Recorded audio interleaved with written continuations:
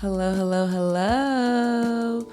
We are back again for another episode of Centered and Hustling, the beautiful podcast produced by I Am Yogi Studios. Y'all know where to find us. Today, I am very excited for this episode. We are here with Miss Eni Brown, the founder of Anything's Possible, an intuitive wellness hub that utilizes diverse wellness practices to help clients overcome illness, chronic aches and pains, and persistent discomfort. She is currently the surrogate of the last embryo of a wonderful couple that have been trying to start a family for over 10 years. Yeah. So without further ado, please give it up. Hey, peace, everybody. Thank you for having me. Welcome, of course. Okay, so we're going to jump right into it. Introduce us to Emmy. Where are you from? Give us a bit of your personal journey. So my name is Eni Brown. I am an intuitive wellness coach. I got into wellness after I got an injury. I suffered an injury in 2019. It was a cervical spine injury, and I was slated for surgery, and I was told that I would be disabled. And so the way I was presented with my current diagnosis was so bizarre to me because I was devastated. But the way I was spoken to by, the medical professionals, it was almost like a gift. It was almost like they're like, oh, and you would be disabled, so you would get the plaque, you can park up close. No way. They spoke on it like it was a good thing. Right. I was like, this is crazy. And so I refused to accept that title. And so I just went on my own research, my own journey toward holistic wellness. And it's so crazy because once you delve into holistic wellness, it's literally a world of, oh my God. I'm like, how come I'm today years old when I'm just learning about wellness? And so the things that they keep hidden are definitely the things that we want to tap into more so. So I just learned about how to heal the body naturally.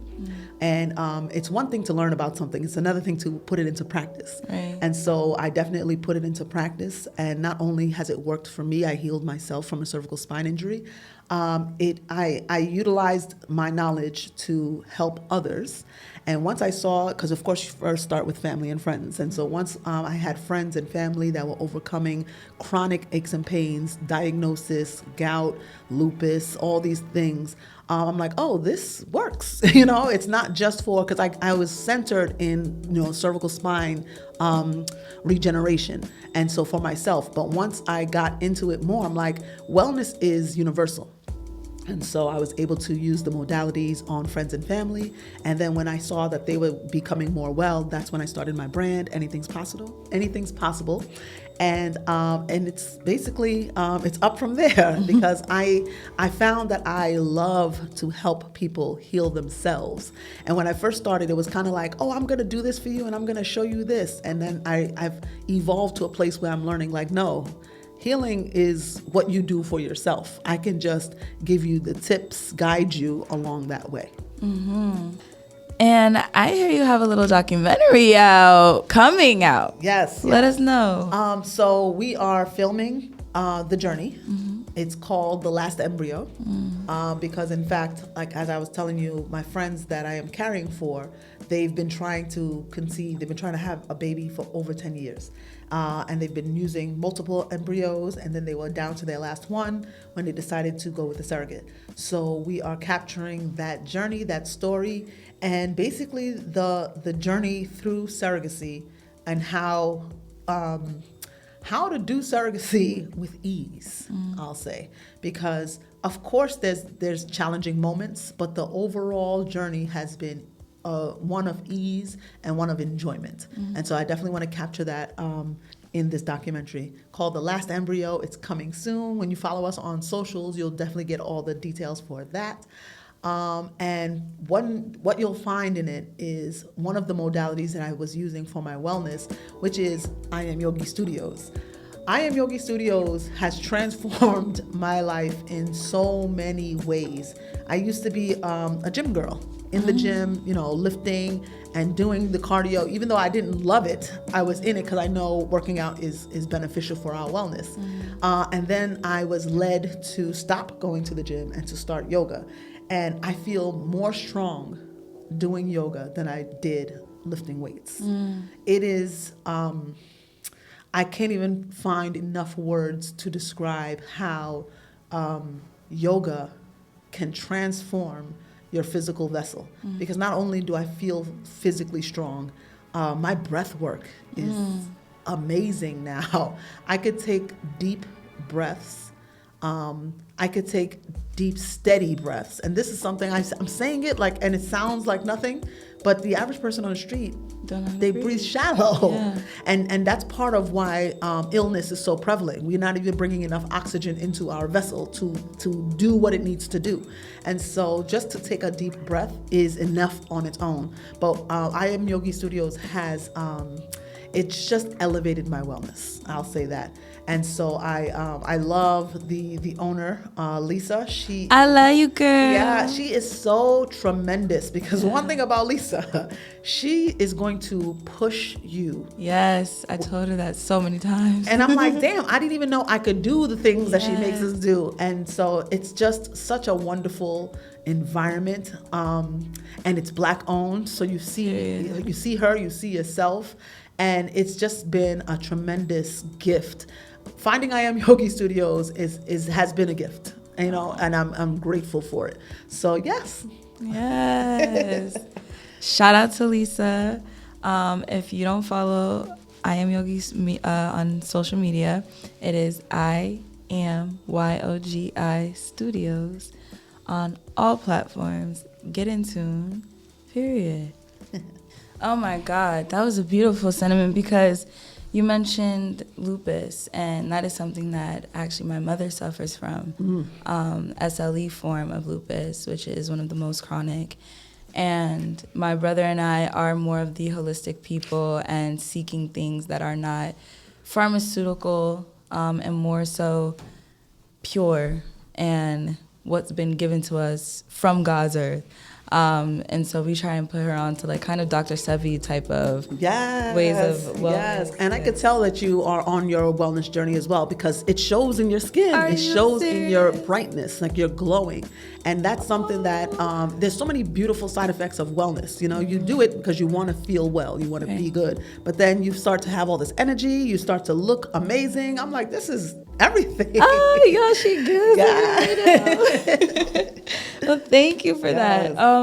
So with the surrogacy, what was the motivation behind becoming a surrogate? So you've gone through a world of issues that you've had to fight for and that you've had to endure so that you can get to where you are today. Yes. Why is becoming a surrogate important for you?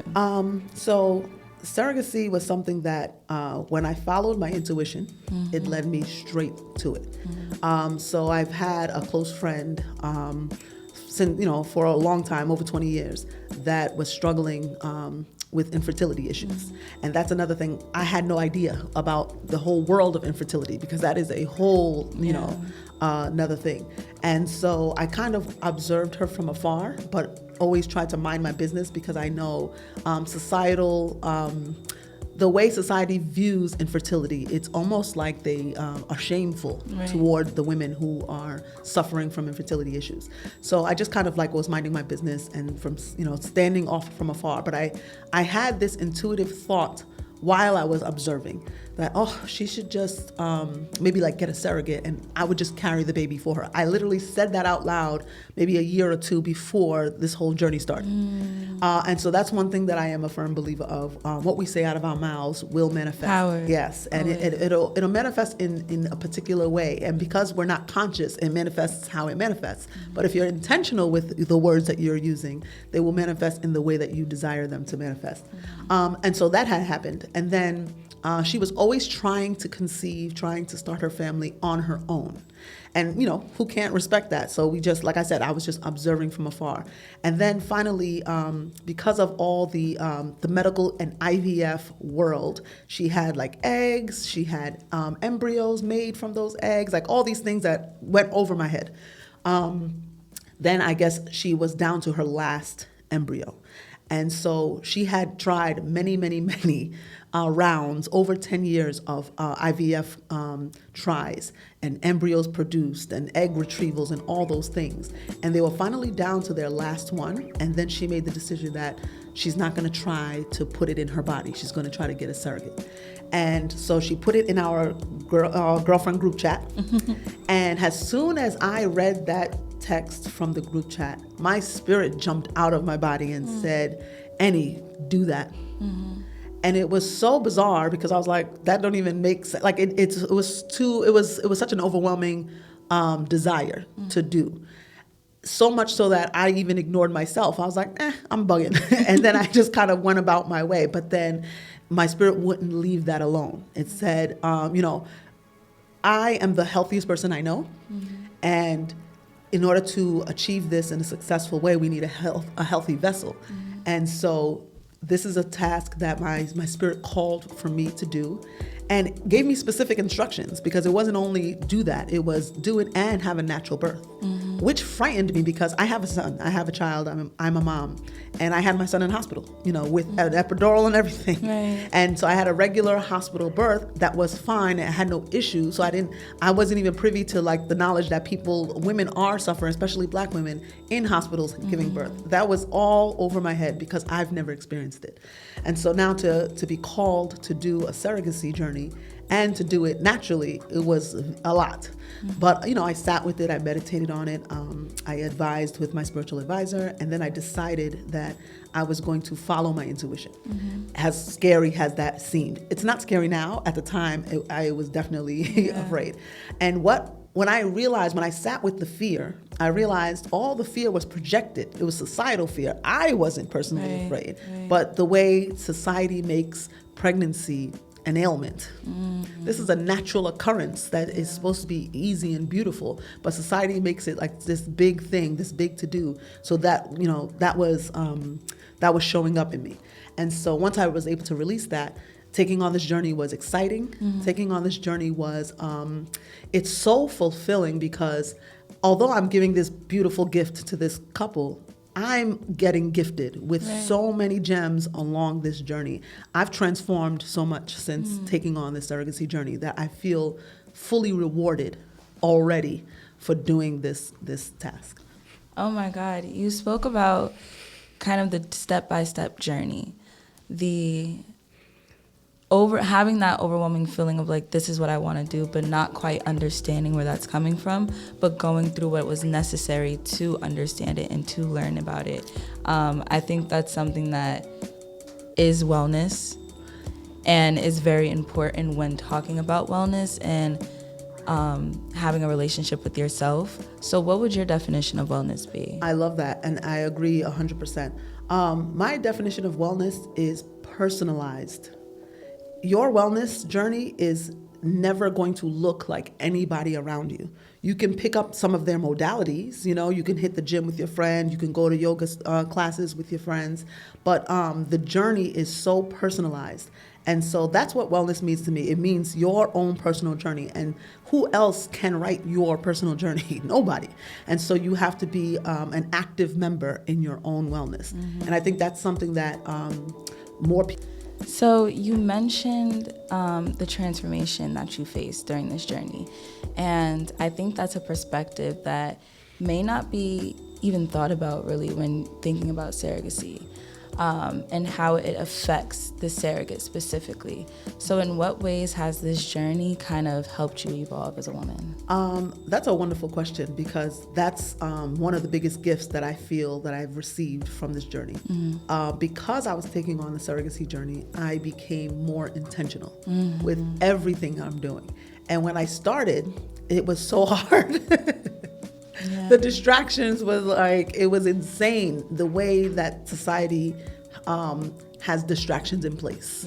Everywhere you turn is a major, it's not even like a little thing. It's something that can shift the whole day. And so to become internally focused was the goal. And so to be intentional with things, to move with intention, to speak with intention, to receive with intention. all those things were foreign to me in the beginning. And so those were the things that I was practicing. And I remembered it because, like I said, I remembered sucking at it in the beginning. Then I remembered, oh, this is getting better, but I'm still not where I need to be. And what that means is I knew taking on a surrogacy journey was going to be a physically taxing endeavor. And it's still, although physically taxing, it's still a natural process. So it's not anything that's overwhelming. It's not something that cannot be done. But to be intentional and to be internally focused while I do it will make the journey easier and enjoyable. Because one thing I was calling in for this journey was I don't want to just have a successful surrogacy journey. I want to have an enjoyable surrogacy journey. Right. And so just getting intentional was definitely something that I think transformed me. And I speak to a bunch of women now because women love to share their infertility stories. Other women I've been meeting are desiring to be surrogates, which I think is so wonderful. And that's one of the first things I tell them. Become internally focused so that no matter what's happening, no matter what distraction you find yourself in, because even though we try to avoid distractions, you'll just wake up and you're going to be in one. And so in the midst of chaos, I was able to find calmness and stillness. And that was something that took practice. That's something that is charging this whole journey. So for example, IVF is a part of the surrogacy journey because of course it's not a natural birth. So I have to go through the IVF process of the hormone injections, getting my body ready for to carry a baby. Once my body is manipulated with the hormones to think it's pregnant, then they implant the embryo onto my uterus. And so in that journey, just from taking hormones, I knew like I was going to be up and down emotionally. I was going to be up and down mentally, physically. And so being internally focused while I was going through those ups and downs, I was conscious of them. And that's all you need to, you don't have to like fight the fight. You just have to be aware that you're in one. And so to be aware that I was going through these things it made it so easy. It made it so wonderful. And so that's something that I like to speak on because it's the game changer. Right. And you mentioned before your kind of unintentional ignorance on the issues that Black women face within hospitals, so the high rates of maternal mortality and just the lack of care from physicians, not being heard when we're saying we're in pain and whatnot. Yes. There's no threshold for the level of pain that they think that we're in. Yes. Like, it just kind of is what it is. How do you kind of not only educate yourself, but use your brand to educate others? So I learned that through others because, like I said, when I had my son, I didn't have any. It was so seamless, and I'm grateful for that.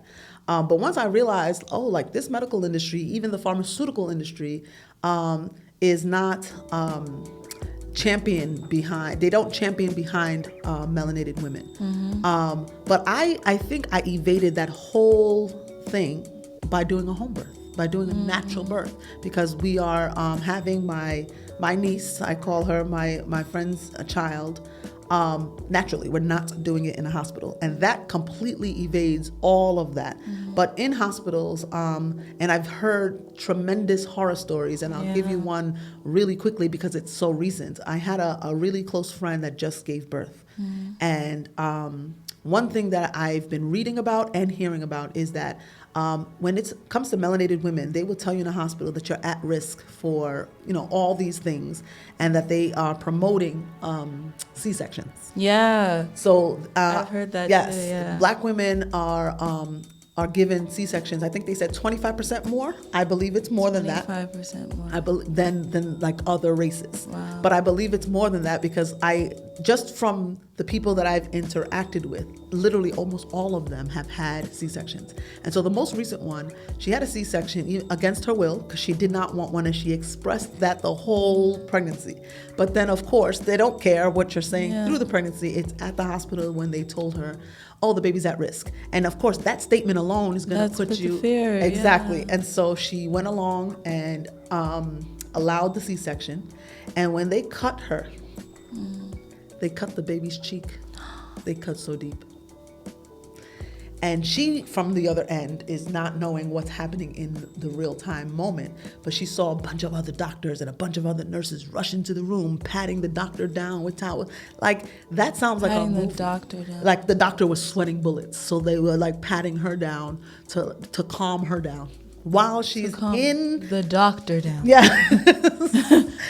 and that's just not the patient. Recent. That's a recent story that happened just this past summer. And I've heard so many more that I had to actually be intentional about not hearing stories. Because I'm like, ooh, that's not my portion. I don't claim that for my experience. But that's just an example of it's almost like they enjoy cutting because it's like a surgeon wants to cut. It's enjoyable for them. And so they're going to do and say what they need to make that happen. So or at least for me, and what I would advise is we forego that process altogether by having natural births. You could do it at home. You could do it at birthing centers. You could really do it anywhere. But getting over the fear of having a natural birth. And I think that's something that we need to come to, because that sounds scary. Because what if? Yeah. But if we remember, you are a divine feminine. You are naturally made to do this. Yeah. And so, yes, the fear is there, but that is societal fear. That is fear that you need to understand is not your own. Because when you have your own fear, that's your spirit, your body telling you something. But when it's other people's fear, just release that. Let it go. Yeah. So we're intending for a successful home birth, and we're going to avoid all of that altogether. With we're going to have a midwife who is trained medically, and we're going to have our doula, and it's going to be beautiful. Oh, yes. I love this so much. And a lot of people don't understand that. I mean, of course, back in the day, and I'm talking about in the cave days, they was popping a squat and said push. And that was it. And it was so simple. And it was even healthier because the positions that they put us in the hospital. Laying down on your back, you're not supposed to. Yeah, most women get cut and have to be stitched up because of that positioning. I actually had that also with my son. And I didn't think nothing of it because we don't question the medical system. We don't. And so, but yes, when you are having a natural birth, you are in a completely different position than someone in the hospital. And if you so choose, you can actually keep the placenta because you know how they have like cord banking, people are saving stem cells. You can do this yourself. Yeah. You know, and so there's so many companies out there now that are like, oh, we'll save your stem cells, but you can do that yourself. Yeah. And so when you have your home birth, you have the full right to do all these things on your own. Right, and there's so many resources. There's so much that you can turn to when having these questions about or doubts about actually doing a in-hospital birth versus a home birth. Because listen, I'm far from it, but I was thinking, like, if I were to get pregnant, I don't want to be in the hospital. 100%. I don't think so. The amount of resources that are available today, like we're in October 2024. Life is different than even the spring of 2024. Right. And so the resources are there, family. You have to just do the search. It's not even an in-depth search. Yeah. You know, you put in doulas, you put in midwives. And one thing that I've been learning when I was searching for my midwife and searching for my doula, they will know. And that's another way you can tell that a midwife is competent, because she'll know the resources around. She'll know like different birthing centers you can use. Yeah. She'll give you suggestions. My midwife had given me suggestions. She's like, you could have the baby at the house. You could have the baby in an Airbnb. You could have the baby, like, there's so many places. It doesn't matter where. It's all about your comfort level.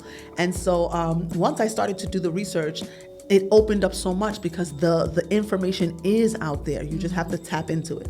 And then if you get discouraged because you may come across someone who doesn't align with you, don't let that be the end all. Yeah. Oh, I met with a midwife, it wasn't good, so now I'm going to the hospital. No, you keep going. Yeah, find someone else. Yes, because the benefit of having this baby naturally is going to reward me, I think, tenfold. Years beyond, because I'm going to encapsulate the placenta, and that is a medicine that no pharmaceutical industry could ever duplicate.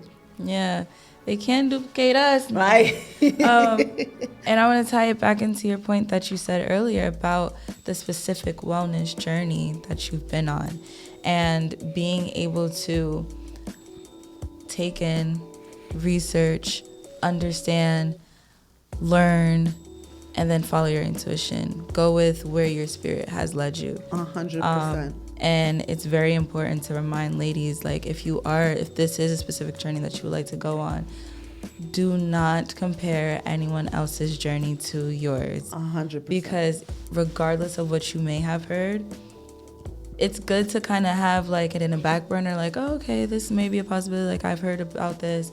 But not only is everyone's bodies different, but everyone's journey in their life is different. And I feel like I have not been made aware of many surrogacy stories that are like, I know someone that's a surrogate directly. And never did I ever think about how you can evolve as a woman, but for the better. Yes. And she was talking about me glowing, y'all. Y'all better look at y'all friend, okay? Thank you, because sis. it's an overwhelming aura of peace and oneness. Yes, it really is. And I love what you was just saying, because it is intuitive. That's why my brand is Intuitive Wellness, because your intuition is always going to tell you the right thing to do. Yes. Now you have to be brave enough to listen. And that is, I think, where we are as a people, especially as Black women at this point, where we know. Yeah. Especially when something is off, we know, but then are we listening? Never that. Never that. I'll give you an example of that. While I was taking the hormones, I was taking birth control, I was on Lupron, I was on estrogen patches, and I was on progesterone, which is the main hormone drugs for IVF. Right. So if you are doing a surrogacy journey, you're going to be basically doing IVF. And through that, with pharmaceuticals, one of the reasons why they're not good for us is because they have tremendous side effects. So one of the side effects from the birth control was I started to feel lumps on my breast. So I do natural mammograms. Like, I'll give myself a mammogram in the shower. I do it. It's unconscious at this point.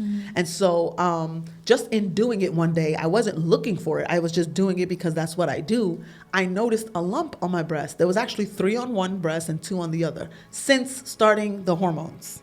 So I knew, okay, this is a side effect of the hormones. No reason to like jump into a panic. And with the wellness that I've been practicing, I'm never afraid when I feel foreign things on the body, on the vessel, because I know that's just our body communicating. That's most likely my lymphatic system blocked up somewhere for some reason. Like I said, I already attributed it to the hormones. And so I started to increase, because I was already doing it, my dry brushing. So that's one modality that we can do as a people. You feel a lump on your breast, you will simply dry brush it. Before or after a shower, you use a dry, soft bristle brush, and you're literally just brushing on your breast dry. And you're using your own physical strength. So yes, it's going to be discomforting, because you're not just rubbing and tapping. You're going to put your own elbow grease into it. And I think I did that for 3 weeks, and they went away. And then I just kept on with my journey, And so now, fast forward to now, that's something that a surrogate may feel, may observe their bodies changing, and then be, Sense about it. Yeah. But gratefully, since I do follow my intuition, I know, like, for every obstacle there's a solution, and a holistic one at that. And so when we flow with our intuition, what can't we do? What can't you do? Yeah. And everything that you're saying, as far as you were like, listen, I don't even know how to pronounce the word. She was like, lymphatic system. Yes. Like, being able to check that, because I don't think a lot of women may understand the severity of what autoimmune diseases are and how they disproportionately affect us as Black and brown women, but they disproportionately affect us because autoimmune diseases live in your body. Yes. They start with your body, but they start and end with your mental. And that's something that, like I said, my mother has lupus, and that woman, oh my God, she is everything I desire to be and more.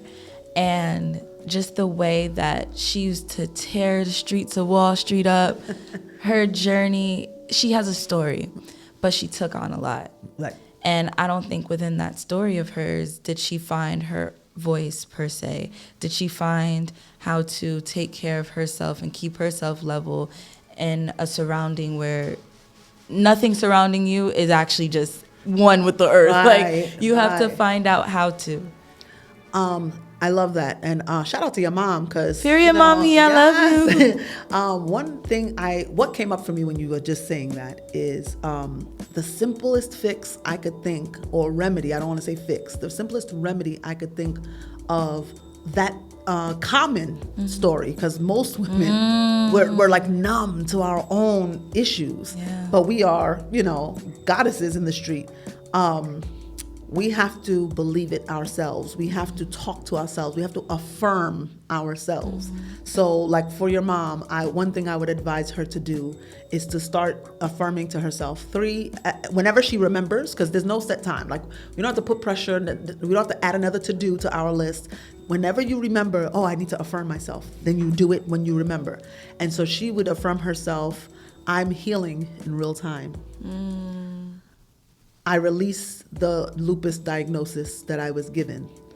I feel healthier every day. I just made up 3 just now. Something, those 3, she could say it every day, and it starts to manifest. It starts to take root. It starts to transform. So for me, when I was taking on this surrogacy journey, I would come up with 3 at a time. I don't even remember, I didn't write them down, and I wouldn't clock it. I would just do it when it came to my mind, because intuitively it will come to your mind when you need it. When you need it. And so I would say my surrogacy journey is successful. My surrogacy journey is easy. My surrogacy journey is enjoyable.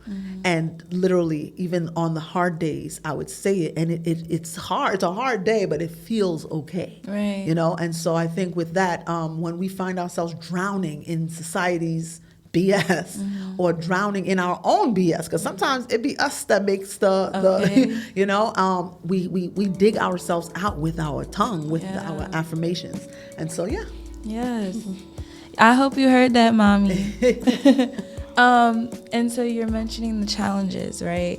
And I do kind of want to still highlight, but start to stray away from how, as a Black woman, have you noticed those unique challenges in the surrogate community, but those challenges for yourself individually. Okay. What has been some kind of mental turmoil or the realness of what you've had to come to? Oof, I love this question. So you asked me 2 things. One, as a Black surrogate, I actually have not experienced any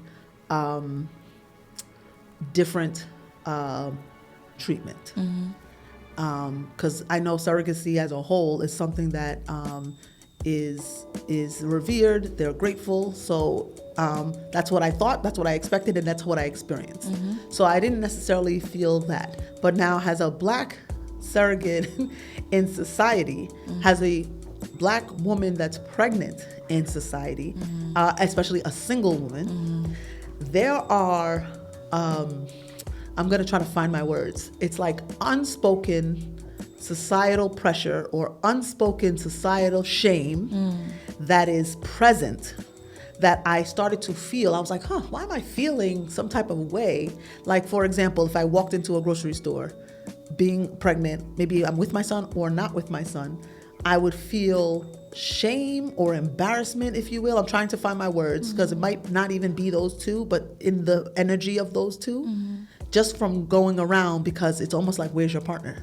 It's almost like another single Black woman, another baby mama. That energy, without speaking to anybody, without anything, that was just the energy in walking into spaces. And that's very real. Yes. And so once I identified, like, I'm feeling a way, and not like a confident way, or not, and it's like, I'm not going to tell every stranger, it's not my baby. Like, that's not your business anyway. Exactly. It's between me and my Lord. The urge to tell people that don't need to be told, I recognized, like, oh, there's an energy here, and it's because that shame of being a single Black woman or being a baby mama is so present in society. So once I was able to identify it for what it was, and I released it, because if it's not my energy, I don't want it. And so once I was able to identify it, I was able to now begin to release it. And so I'm still working on that. I feel like I'm doing a good job with it, because because I could walk free without feeling or even remembering that. But that was definitely something that had come up where once my belly started getting bigger, it was almost embarrassing. It was almost I was almost shy, and I was like, there's nothing to be shy about. Yeah. But that societal shame that comes with being a Black woman pregnant, because I know a couple of Black women who were pregnant that they did say they felt better when they walk with their partners. And it's so funny because I'm like, well, I don't have a partner, so I'm only feeling the other way. Yeah. But yes, that is definitely something that was prevalent. And so to watch out for these things, watch out for the way you're feeling in different circumstances, so you can uproot whatever it is that you find yourself into that's not yours, because that wasn't I don't feel no ways, Yeah, don't claim what's not yours. Exactly. Don't claim what's not meant for you. Yes.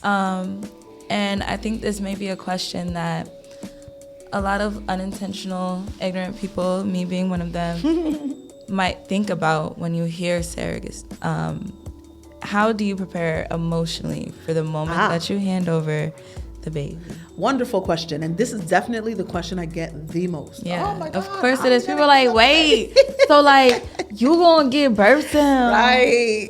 And then that's not you. Yes. Okay. So with surrogacy and being a surrogate, I'm only learning this. I had no clue beforehand. We are taking a woman's egg, her husband's sperm. We are fertilizing that to become an embryo. And then they put that embryo into my uterus. So that baby already that is growing in my vessel is not my egg. It's not my sperm. It's not my partner's sperm. Yeah. It's completely like a third party entity. Right. And so to know that from the beginning is, for me, was like all the detachment that I needed. I never felt, I felt like I do have to fall in love with this journey so that it could be successful. Right. But I am not attached to the baby that I'm carrying because it's not my baby. Right. Now, if I was to donate eggs and then someone fertilized it and then wanted to use my vessel to grow it, now that's my child that I'm growing, but it's never felt like my child because it wasn't my egg. It's not my, it's not my partner's sperm. So it's almost like I am incubating, I am caring for, just same way I babysit my nieces and nephews. It feels exactly like that. So when I visualize, I do a lot of visualizations. So when I visualize the day of the birth and delivering this child to this realm, passing it over doesn't even feel like anything. It almost feels like, please let this child rest on its mom's bosom so that it can connect, because she's only been connecting literally just talking to my belly. And so as soon as the baby comes, I've visualized passing it over. We will keep the cord, the umbilical cord attached for about an hour, maybe a little less, because you want to give time for the stem cells to release into the baby. And then we'll clip it. And then I walk away with my placenta. They walk away with their child, and we roll it. So yeah, it doesn't feel. I don't feel an emotional connection where like, oh my God, the day's come. I feel like, girl, you better take this baby. Okay, listen, it might be the Libra in me, but the minute that you said, the way that you broke it down so perfectly, of here's the egg, here's the sperm. Now here's another just shell around the egg to make it all one. Like that type of, I was like, I disassociated too. The minute that you said, I'm like, word. It's easy, it makes it easier. And then I would advise for people who desire to be surrogates, you do want to seek out like an advisor, a therapist, a coach, for your own banter, to go back and forth with your emotions and your thoughts and your feelings for yourself through this process. Not because it's required, because you might need it for the process, but just for your own mental wellness. And so I was working with a spiritual coach before the journey, and so it only I feel like it catapulted my elevation, my spirituality, because I had to get grounded and like I said earlier, become super internally focused so that this journey can be the easy journey that it has been. Yeah. And in what ways do you feel inspired and you feel like I need to kind of educate women on the wellness that they have within their bodies, and the journey that they can embark on. Yes, that is literally, that makes my soul happy. I felt that. To inspire people. Yeah. And through the surrogacy journey, what I want to inspire in women is surrogacy shouldn't even be your first or second option. As a woman who is experiencing infertility issues, that has not allowed the medical system to remove organs, because there's so many different cases. You know, people have organs removed. I had to take organ donor off my license. Yeah, so exactly. So people have organs removed for whatever reason. It might be infertility, it might be completely unrelated. And then, of course, IVF is something that is needed. But if you have all your organs and the medical system is telling you they're not good, I always want to reconsider. Because if you go on a wellness journey, if you are detoxing, if you are internally focused, our bodies are regenerative. Like I think it's like the purple flower in the Black Panther, and like Wolverine, who literally, they can't die, they regenerate. That is our bodies. Our bodies naturally regenerate. So if the doctors had told you like, oh, you've got some infertility issue and you cannot conceive naturally, but you have all your organs, I would always suggest to reconsider. Let's do a detox, let's do a cleanse, and there's no set time, and that's what really shakes women. We want it now. We want the baby now, and we want to do what we need to do to have it now. But now, how about you pause? How about you restructure, you reset, you remedy, you repair, and you recover your vessel? You will wake up chilling one day, not even anticipating to get pregnant, and find yourself pregnant. And so through the surrogacy journey, I like to educate women about, I'm doing it, and the circumstances had warranted it. But that's not your first option. Your first option is your own vessel. And so that's something that I want to advocate for, because I'm learning through this journey that infertility is, it is something that is monetized at this point. You know, it's monetized at this point with the medical and the pharmaceutical industries earning so much money off of our infertility. Exactly. So with that knowledge, we need to pause, because like I said, I know women who are desiring children.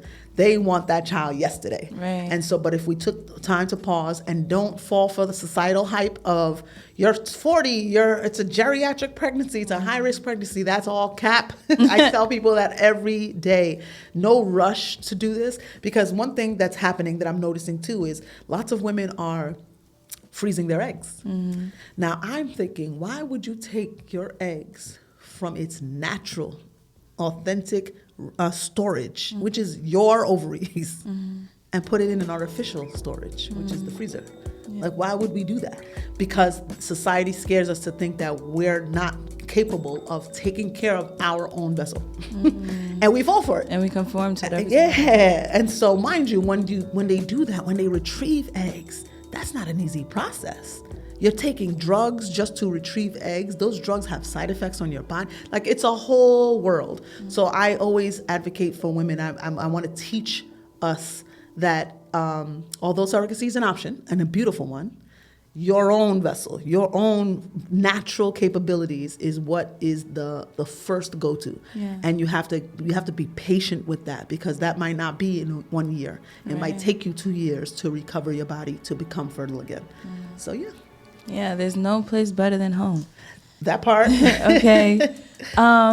Now, what has the reaction been for your family and friends regarding your Wonderful decision? Because question. Black people just be so extra. Extra. And the thing is, God. so the reactions are definitely mixed. Mostly,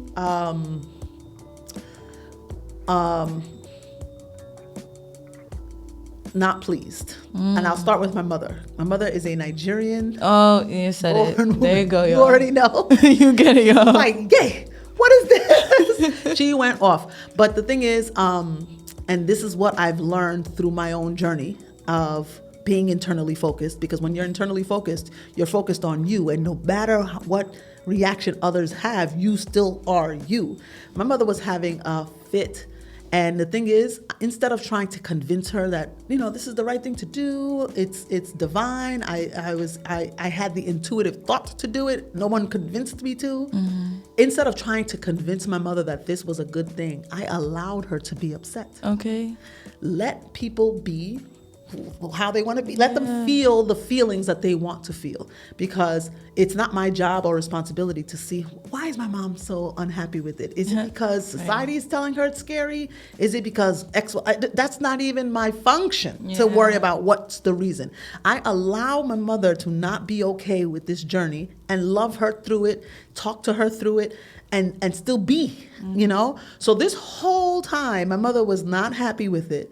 She was still helping me with my injections. Okay. She was still rubbing my feet if I felt like, but she's still gonna do the things, And so she was unhappy, but I didn't try to take that away from her or convince her. I allowed her to be the things that she wasn't. But because I'm so internally focused, I wasn't fazed by her rants, And if it did become too much, because I'm like, Ma, you're gonna make me leave and go home because you're doing too much. And so then she would calm down. But if she's doing the most, let her do the most. Let these people. So that's basically how it was. And so being a single woman, it was like there wasn't too many people to break it down to. I told my siblings, they definitely looked at me sideways.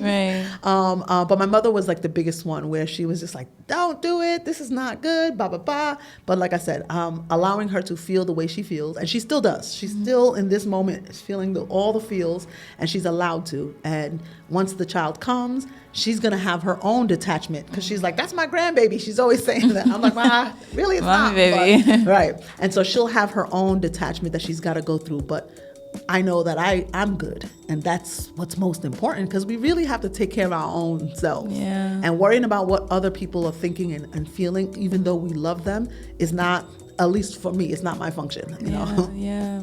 And that's very wise, because a lot of times we, of course, take in the outside noise that comes from our family and friends, and we apply it to the decisions that we make in our lives. And as intentional as we would want to be, as like, okay, I'm going to just let them be, a lot of us don't always follow through.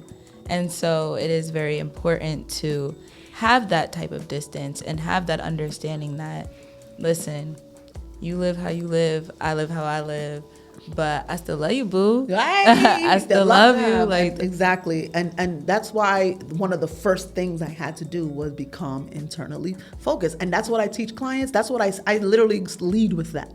When you're internally focused, you cannot be moved. When you're internally focused, you can experience discomfort, you can experience bad things, but now you are coasting through them. And so yes, that was definitely the key, and that's been the key, and that is the key in my journey. Yeah, and you've dropped a lot of gems. Thank you. A lot of things that you can keep with you for a very long time and continue to learn from. And I think you are a wonderful guide to so many Black women. And I'm so happy to have connected with you, like me included. I'm been so inspired by this conversation. Yes, thank you. What are to wrap it up, let's say nobody heard any of this, but they came to the end to see what the wrap up was. Right. What is your kind of final thoughts? What do you want people to be left with? So I want people, both men and women, to be left with this. Your wellness is literally your wealth. And so for the ladies, if you desire to carry a child, even after 40, I'm 40. So, and doing this felt like the best flow of my life. So I released societal's, oh my God, over 40, that concept of geriatric pregnancy, high risk. I released it, and that was never mentioned once. No doctor has ever said anything about high risk or geriatric, because when you're well, you're well. And so what I want to leave with folks is take care of your wellness from now. If you are desiring to carry a child, you don't wait till it's, I have a partner now, or I'm married now. You take care of your wellness from the moment the desire is in your heart. And so when I took on this surrogacy journey, when I said yes to the surrogacy journey, it was a year and a half, maybe 2 years before they actually put the baby inside me. So we knew this was coming. And so I shifted my wellness. I elevated my discipline with my wellness. And so that's what I want to leave people with. Don't wait until the doctor tells you you have a diagnosis or that you want to have a child. Your wellness starts from now. And it's so simple. I'll leave with 2 tips that you can do for your own personal wellness that will literally guide you until you're like 90 years old. And you can remember, I remember when I started doing that, my life changed, because not only your physical body is going to change, your mental health changes. And to me, that's like, I can't put a price on a sound mind. So eating fruits every day. And this is the thing is, and this is why as a wellness intuitive coach, I don't like to say it, because it's like, duh, you eat fruits every day. But one thing I tell folks, especially when you're recovering, because it's one thing to be healthy and just maintain it. It's another thing to be digging yourself out of a hole from a diagnosis. You want to eat fruits before your meals. So before you eat a breakfast, have some berries. Then you have your breakfast, whatever it is. Don't shame yourself. Don't feel bad for having your bacon, egg, and cheese. Don't feel bad for having your waffles. Have what you have. Then, you digest, you're chilling, it's lunchtime. Even if it's not a solid lunch, if you're about to just have a snack, I don't care what. If you're going to put a piece of gum in your mouth for lunch, or before lunch, before you do it, you have another piece of fruit. You're eating fruit before food every time. Then before dinner, you have another piece of fruit. So if you're putting fruit in your body first, before snack, before a meal, that is going to transform your body. That might even do it. You might not even need no other wellness tips, because literally fruit is medicine. Fruits are the Centrum and the multivitamin. You don't need these pills if you're taking fruit every day. And when you first do it, your body's going to react in a way where it's challenging. But if you sit and think, why is it so hard to eat an apple?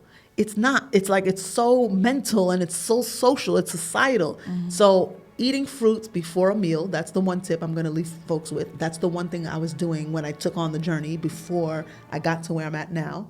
And the other one is ginger shots. Oh my God. When I tell you I live by ginger shots, I need to invest. A ginger shot is your Tylenol, it's your Motrin, it's your Advil, it's your allergy medicine, it's your Benadryl. It is that. It's in its natural form.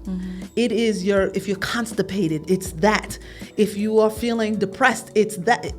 Ginger, in my personal opinion, is literally it's the only drug that you need. But because if it don't taste good, we don't want to have it. If it's spicy, we want to give it an excuse. It's giving me heartburn, or yes, you need that heartburn so that your body can now then take it, and then your body can then heal. So of course, when you start taking wellness items, natural medicine, your body's going to react. You will feel discomfort. You might have the runs.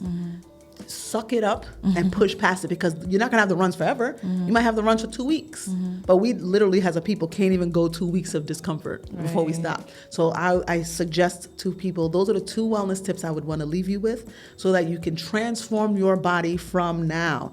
And then thank me when you're 90, because this is not even for pregnancy. This is not for a specific diagnosis. This is for your overall well-being. And this is how we age backwards, and so those are the tips that I would love to leave you guys with.